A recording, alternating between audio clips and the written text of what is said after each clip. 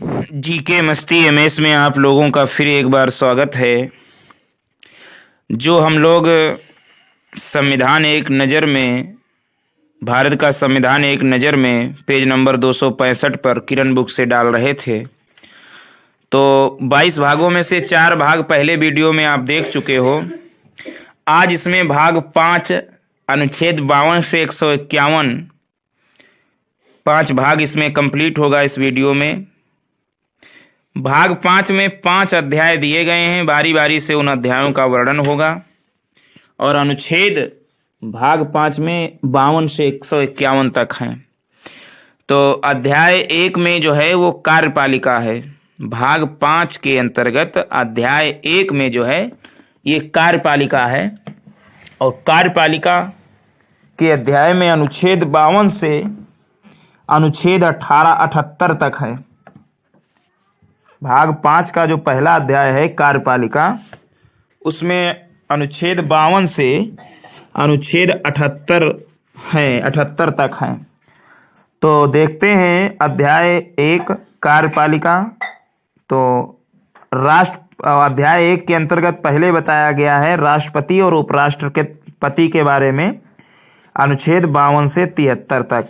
राष्ट्रपति और उपराष्ट्रपति के बारे में बताया गया है अनुच्छेद 52 से 73 तक, अध्याय 1 के अंतर्गत भाग 5 में कार्यपालिका के अंतर्गत। तो देखते हैं। और इसमें बताया गया है 52 से 73 तक अनुच्छेद 52 में कहता है भारत का राष्ट्रपति होगा एक। 53 अनुच्छेद 53 में संघ की कार्यपालिका शक्ति, 53 में संघ की कार्यपालिका शक्ति बताई गई है। अनुच्छेद 54 में राष्ट्रपति का निर्वाचन कैसे होगा ये बताया गया है। अनुच्छेद 54 में राष्ट्रपति का निर्वाचन कैसे होगा ये बताया गया है। अनुच्छेद 55 में राष्ट्रपति के निर्वाचन की रीति बताई गई है। अनुच्छेद 54 में राष्ट्रपति का निर्वाचन होगा और अनुच्छेद 55 में बताया गया है राष्ट्रपति के निर्वाचन की रीत क्या होगी। अनुच्छेद 56 में बताया गया है कि राष्ट्रपति की पद अवधि क्या होगी। अनुच्छेद 56 में राष्ट्रपति की पद अवधि। अनुच्छेद 57 में बताया गया है पुनर्निर्वाचन के लिए पात्रता। अनुच्छेद 57 में बताया गया है राष्ट्रपति पुनर्निर्वाचन के लिए पात्रता। अनुच्छेद 58 में राष्ट्रपति निर्वाचित होने के लिए योग्यताएं बताई गई हैं। अनुच्छेद 58 में निर्वाचित होने के लिए योग्यताएं राष्ट्रपति के लिए। अनुच्छेद 59 में राष्ट्रपति के पद के लिए शर्तें बताई गई हैं। अनुच्छेद 59 में राष्ट्रपति के पद के लिए शर्तें। अनुच्छेद 60 में राष्ट्रपति द्वारा शपथ या प्रतिज्ञान। अनुच्छेद 60 में राष्ट्रपति द्वारा शपथ या प्रतिज्ञान। अनुच्छेद 60 में। अनुच्छेद 61 में राष्ट्रपति पर महाभियोग चलाने की प्रक्रिया। अनुच्छेद 61 में बताया गया है कि राष्ट्रपति पर महाभियोग चलाने की प्रक्रिया के बारे में।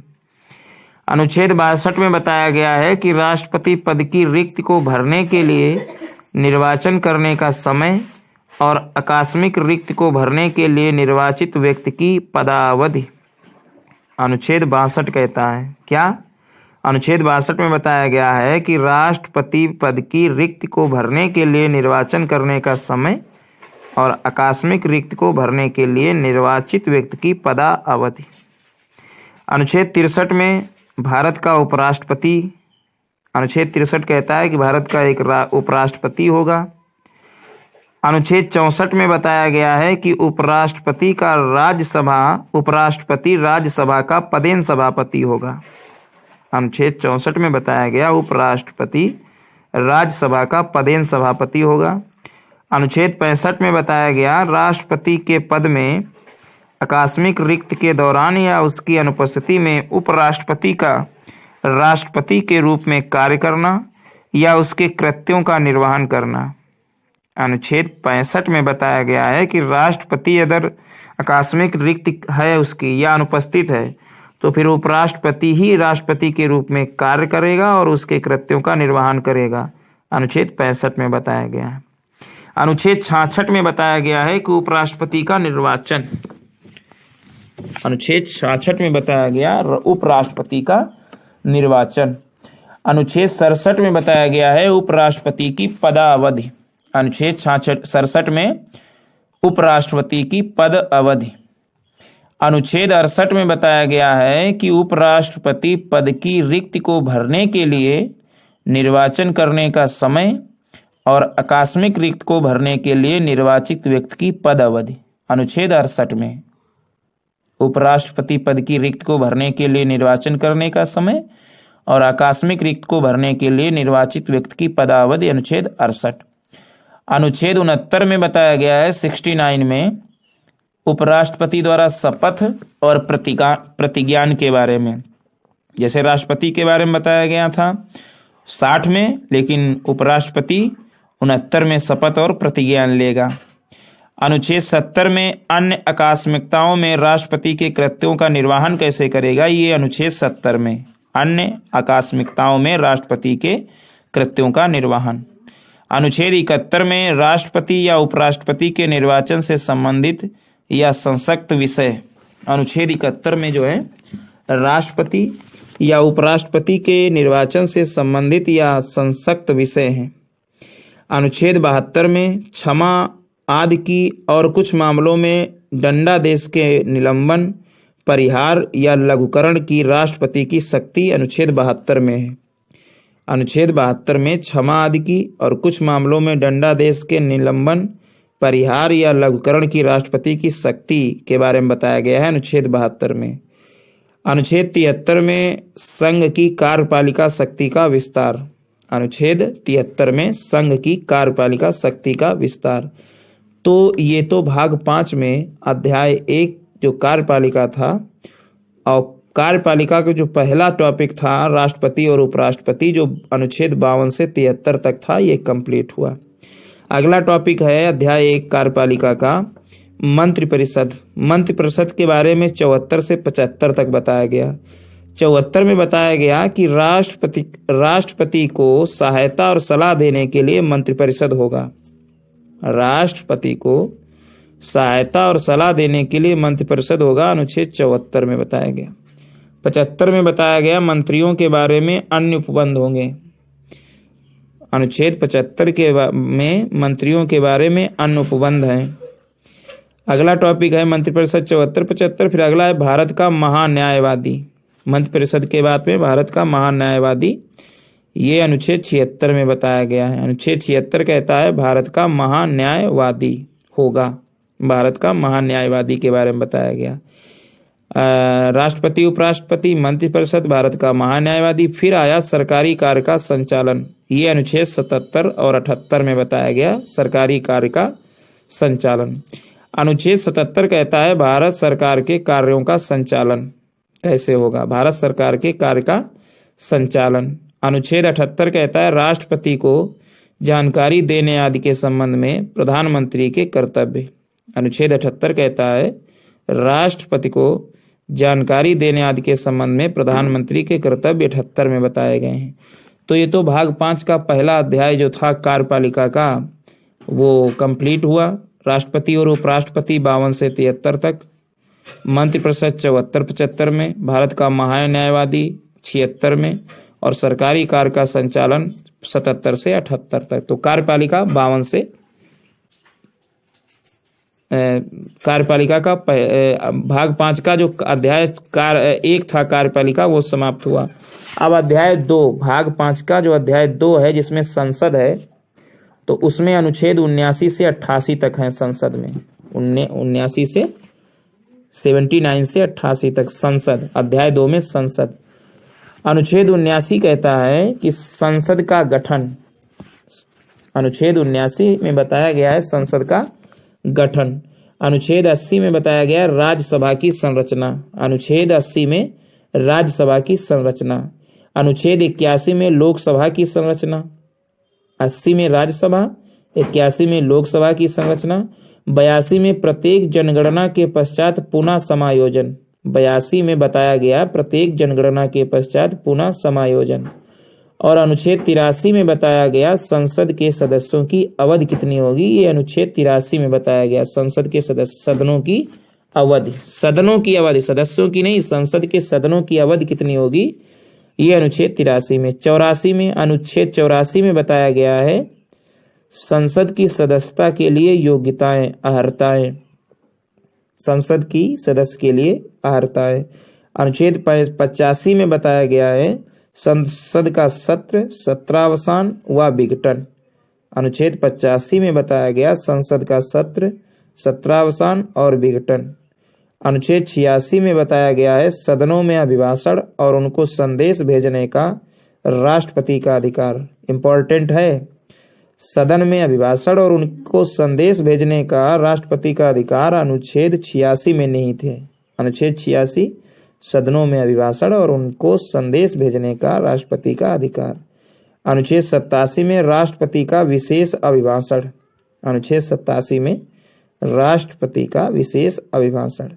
अनुच्छेद 88 में सदनों के बारे में मंत्रियों और महान्यायवादी के अधिकार।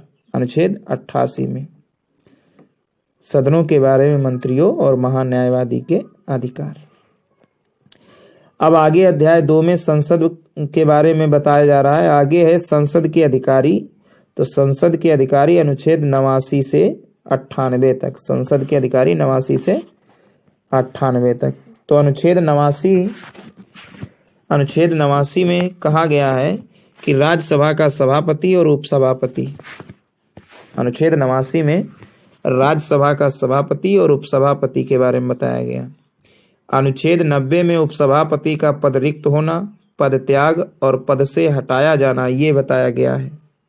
अनुच्छेद 90 में उपसभापति का पद रिक्त होना, पद त्याग और पद से हटाया जाना। अनुच्छेद 91 में बताया गया है सभापति के पद के कर्तव्यों का पालन करने या सभापति के रूप में कार्य करने की उपसभापति या अन्य व्यक्ति की शक्ति। अनुच्छेद 91 में सभापति के पद के कर्तव्यों का पालन करने या सभापति के रूप में कार्य करने की उपसभापति या अन्य व्यक्ति की शक्ति।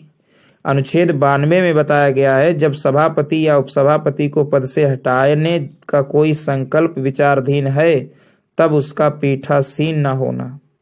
अनुच्छेद 92 में बताया गया है कि जब सभापति या उपसभापति को पद से हटाने का कोई संकल्प विचाराधीन है तब वह पीठासीन नहीं होगा। ये अनुच्छेद 92 में बताया गया है। अनुच्छेद 93 में बताया गया है लोकसभा का अध्यक्ष और उपाध्यक्ष के बारे में। अनुच्छेद 93 में बताया गया है लोकसभा के अध्यक्ष और उपाध्यक्ष के बारे में। अनुच्छेद 94 में बताया गया है अध्यक्ष और उपाध्यक्ष का पद रिक्त होना, पद त्याग और पद से हटाया जाना। ये अध्यक्ष और उपाध्यक्ष का पद रिक्त होना, पद त्याग और पद से हटाया जाना अनुच्छेद 94 में। अनुच्छेद 95 में अध्यक्ष के पद के कर्तव्यों का पालन करने या अध्यक्ष के रूप में कार्य करने की उपाध्यक्ष या अन्य व्यक्ति की शक्ति। अनुच्छेद 95 में बताया गया अध्यक्ष के पद के कर्तव्यों का पालन करने या अध्यक्ष के रूप में कार्य करने की उपाध्यक्ष या अन्य व्यक्ति की शक्ति के बारे में बताया गया अनुच्छेद 95 में। अनुच्छेद 96 में कहा गया है कि जब अध्यक्ष या उपाध्यक्ष को पद से हटाने का कोई संकल्प विचाराधीन है तब उसका पीठासीन न होना। ये जैसे उसमें बताया गया था अनुच्छेद 92 में राज्यसभा में, और वैसे 96 में बताया गया लोकसभा में। जब अध्यक्ष या उपाध्यक्ष को पद से हटाने का कोई संकल्प विचाराधीन है तब उसका पीठासीन न होना। अनुच्छेद 97 कहता है सभापति, उपसभापति तथा अध्यक्ष और उपाध्यक्ष के वेतन और भत्ते बताए गए हैं। अनुच्छेद 97 में सभापति, उपसभापति तथा अध्यक्ष व उपाध्यक्ष के वेतन और भत्ते। अनुच्छेद 98 में संसद का सचिवालय। अनुच्छेद 98 में संसद का सचिवालय होगा।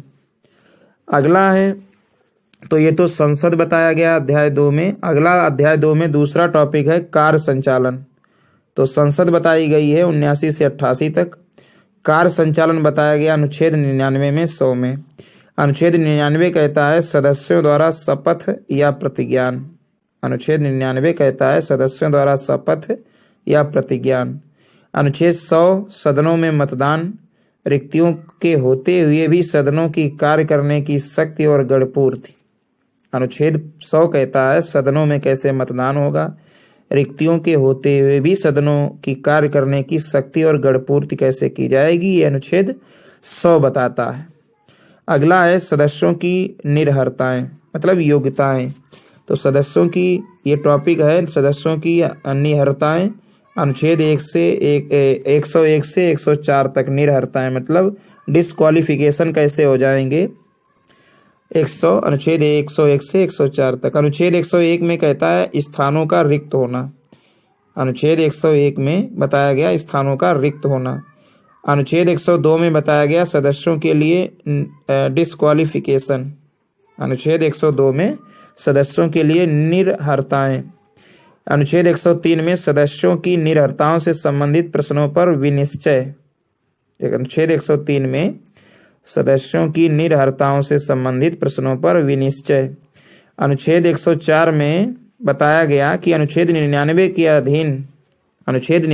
के अधीन जो सदस्यों द्वारा शपथ नहीं लिया गया था, तो अनुच्छेद 99 के अधीन शपथ लेने या प्रतिज्ञान करने से पहले या अरहित ना होते हुए या निरहित किए जाने पर बैठने और मत देने के लिए सख्ती। अनुच्छेद 4 में बताया गया अनुच्छेद 99 के अधीन शपथ लेने या प्रतिज्ञान करने से पहले मतलब शपथ लेने से पहले या अरहित ना होते मतलब आरता ना हो इसके लिए या निरहित किए जाने पर बैठने और मत देने के लिए सख्ती 104 में दी गई है। संसद और उसके सदस्यों की शक्तियां, विशेषाधिकार और उन्मुक्तियां। अगला टॉपिक है संसद और उसके सदस्यों की शक्तियां, विशेषाधिकार और उन्मुक्तियां। ये अनुच्छेद 105 से 106 तक हैं। ये संसद का ये भी चल रहा है। दूसरा ये अध्याय भाग 5 का, पहला था कार्यपालिका, दूसरा अध्याय है संसद। तो संसद और उसके सदस्यों की शक्तियां, विशेषाधिकार और उन्मुक्तियां। अनुच्छेद 105 कहता है संसद के सदनों की तथा उनके सदस्यों और समितियों की शक्तियां, विशेषाधिकार आदि। संसद के सदनों की तथा उनके सदस्यों और समितियों की शक्तियां, विशेषाधिकार आदि। अनुच्छेद 106 कहता है सदस्यों के वेतन और भत्ते। अनुच्छेद 106 कहता है सदस्यों के वेतन और भत्ते। अगला है विधायी प्रक्रिया। विधायी प्रक्रिया लेजिस्लेटिव प्रोसीडर जो है, विधायी प्रक्रिया 107 से 111। विधायी प्रक्रिया क्या है 107 से 111? देखिए 107 में, अनुच्छेद 107 में बताया गया है कि विधेयकों के पूरा स्थापन और पारित किए जाने के संबंध में उपबंध है। विधायक पूरा स्थापन और पारित किए जाने के संबंध में उपबंध है अनुच्छेद 107 में। अनुच्छेद 108 में बताया गया है कुछ दशाओं में दोनों सदनों की संयुक्त बैठक। अनुच्छेद 108 में बताया गया कुछ दशाओं में दोनों सदनों की संयुक्त बैठक राज्यसभा और लोकसभा की। अनुच्छेद 108 में। अनुच्छेद 109 में बताया गया धन विधेयकों के संबंध में विशेष प्रक्रिया। अनुच्छेद 109 में धन विधेयकों के संबंध में विशेष प्रक्रिया बताई गई।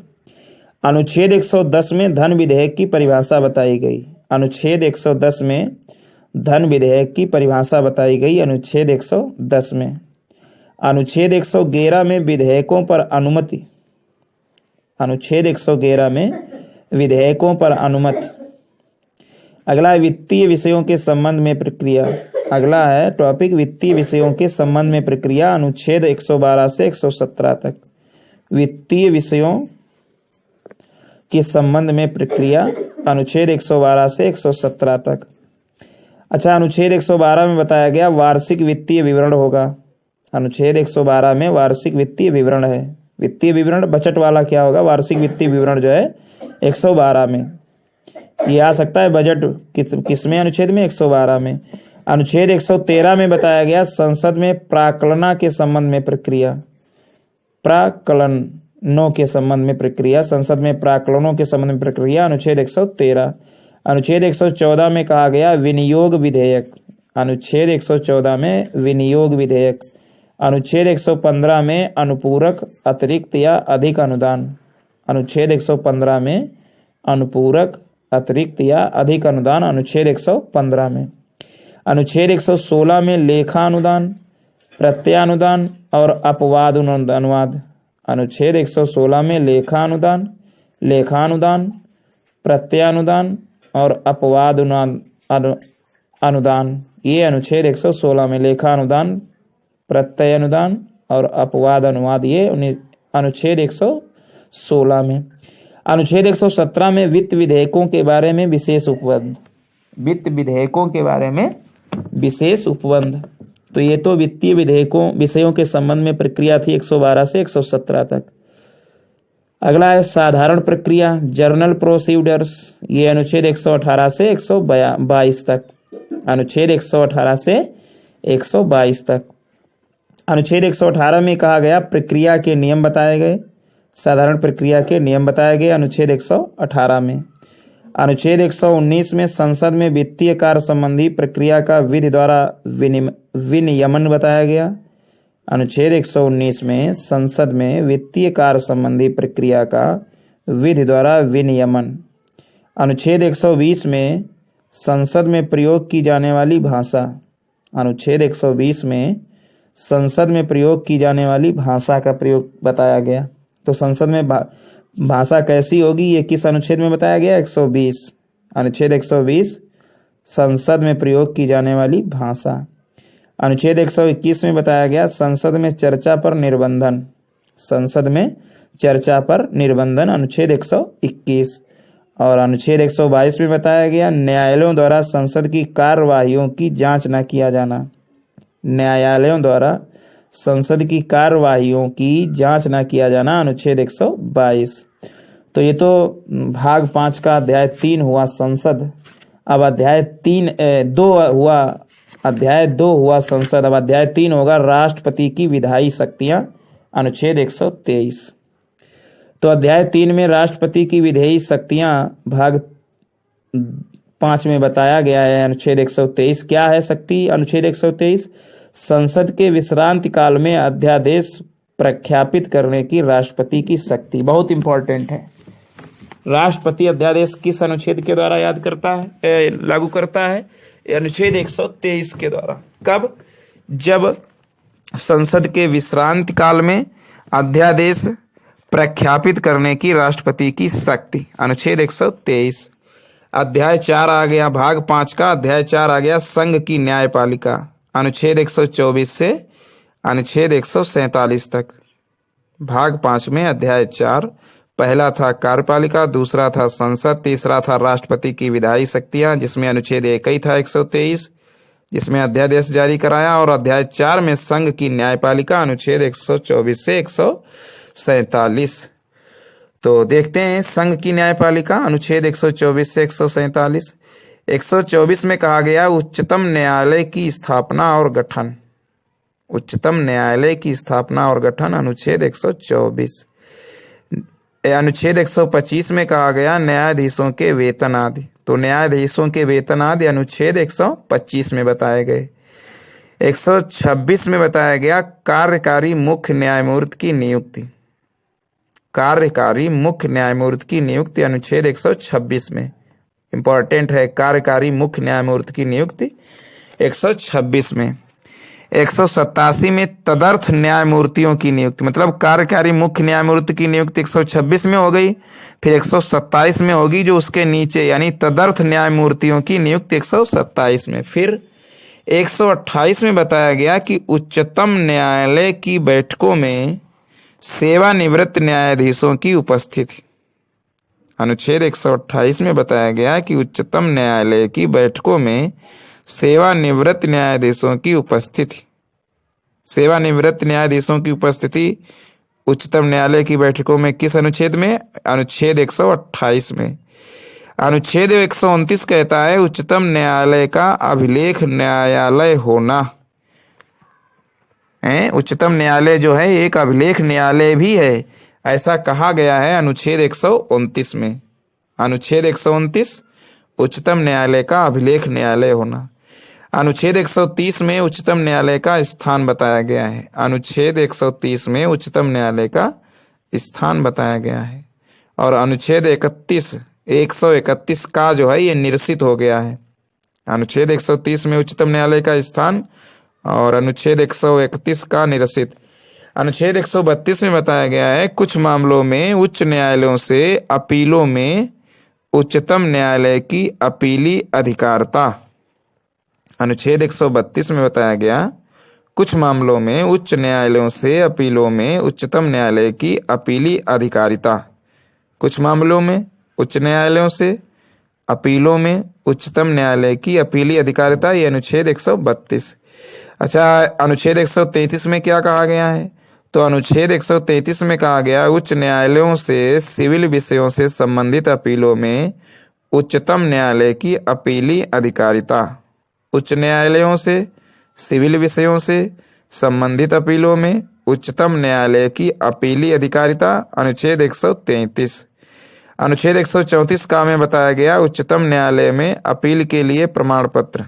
अनुच्छेद 134 का में बताया गया कि उच्चतम न्यायालय में अपील के लिए प्रमाण पत्र होना जरूरी है। अनुच्छेद 134 में बताया गया। अनुच्छेद 134 का में अनुच्छेद 135 में बताया गया कि विद्यमान विधि के अधीन फेडरल न्यायालय की अधिकारिता और शक्तियों का उच्चतम न्यायालय द्वारा प्रयोक्तव्य होना।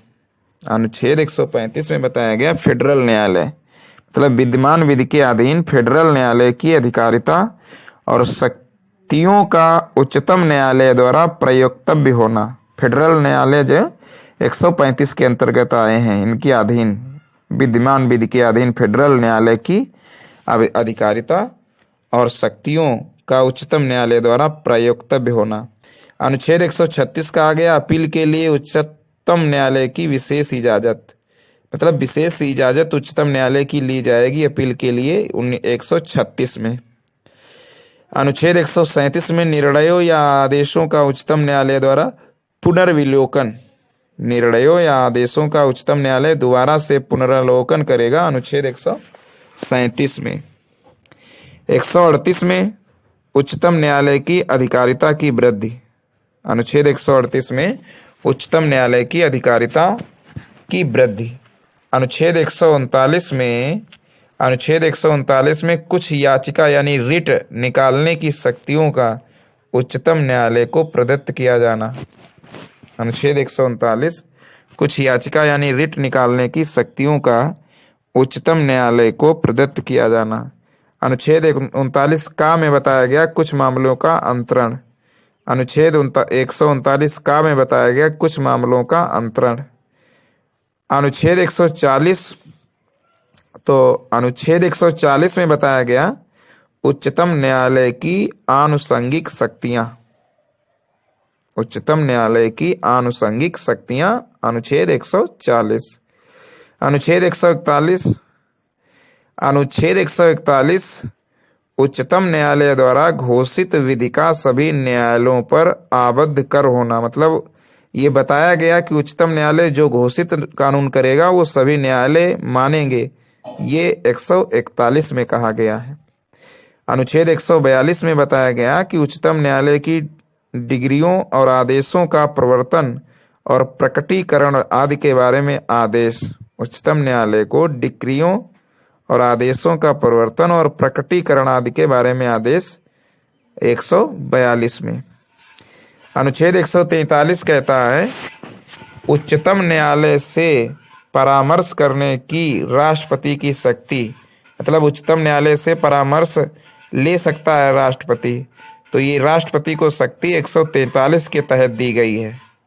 अनुच्छेद 143 उच्चतम न्यायालय से परामर्श करने की राष्ट्रपति की शक्ति। अनुच्छेद 144 में सिविल और न्यायिक प्राधिकारियों द्वारा उच्चतम न्यायालय की सहायता में कार्य किया जाना। अनुच्छेद 144 में सिविल और न्यायिक प्राधिकारियों द्वारा उच्चतम न्यायालय की सहायता में कार्य किया जाना, मतलब सिविल और न्यायिक जो प्राधिकारियों द्वारा उच्चतम न्यायालय की सहायता में कार्य किया जाएगा। किस अनुच्छेद में? 144 में। और 144 का जो है ये अनुच्छेद निरसित हो गया है। और 144 में बताया गया था सिविल न्यायिक प्राधिकारियों द्वारा उच्चतम न्यायालय की सहायता में कार्य किया जाना। अब 144 का निरसित। 145 में बताया गया है न्यायालय के नियम आदि। 145 में न्यायालय के नियम आदि। 146 में बताया गया है उच्चतम न्यायालय के अधिकारी और सेवक तथा व्यय, मतलब उच्चतम न्यायालय के अधिकारी कौन होंगे, सेवक के बारे में और क्या उसका खर्चा होगा उच्चतम न्यायालय का, ये 146 में। और अनुच्छेद 147 में निर्वचन, 147 में निर्वचन। तो ये तो भाग 5 का 34वां अध्याय था, संघ की न्यायपालिका, अनुच्छेद 124 से 147 तक। अब भाग 5 का अध्याय 5 है, इसमें भारत का नियंत्रक महालेखा परीक्षक है, अनुच्छेद 148 से 151 तक। अध्याय 5 में भाग 5 का भारत का नियंत्रक महालेखा परीक्षक, अनुच्छेद 148 से 151। अनुच्छेद 148 में बताया गया भारत का नियंत्रक महालेखा परीक्षक, auditor general of India, Bharat का नियंत्रक महालेखा परीक्षक। फिर 149 में नियंत्रक महालेखा परीक्षक के कर्तव्य और शक्तियां बताई गई, क्या उसके कर्तव्य हैं, क्या शक्तियां हैं। 149 में 150 में संघ के और राज्यों के लेखाओं का प्रारूप बताया गया, अनुच्छेद 150 में संघ के और राज्यों के लेखाओं का प्रारूप बताया गया। और 151 में समपरीक्षा प्रतिवेदन बताया गया महालेखा परीक्षक का। 151 में समपरीक्षा प्रतिवेदन, कैसे समपरीक्षा प्रतिवेदन होगा, 151 में बताया गया। तो इस तरीके से भाग 5 जो अनुच्छेद 52 से 151 तक थे और जिसके 5 अध्याय थे। पहला अध्याय था कार्यपालिका, जिसमें राष्ट्रपति और उपराष्ट्रपति अनुच्छेद 52 से 73 तक हमने देखे।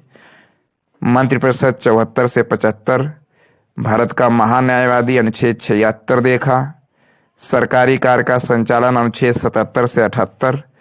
फिर दूसरा अध्याय आया भाग 5 के अंतर्गत संसद, जो अनुच्छेद 79 से 88 तक था।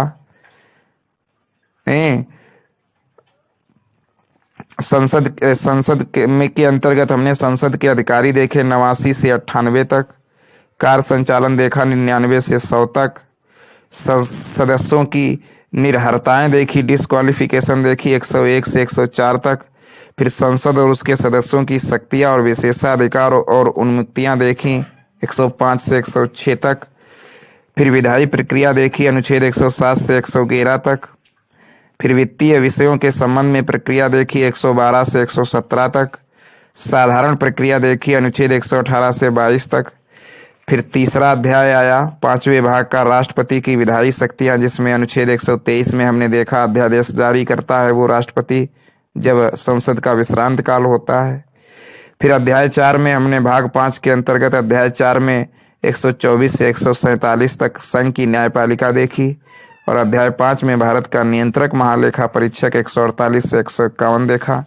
तो इस तरीके से भाग 5 हमने कंप्लीट किया और अनुच्छेद 152 से 151 कंप्लीट किए। नेक्स्ट भाग की प्रतीक्षा करें, बार बार इस वीडियो को देखें। Thanks for watching. जीके मस्ती एमएस में आप लोगों का फिर एक बार स्वागत है। जो हम लोग संविधान एक नज़र में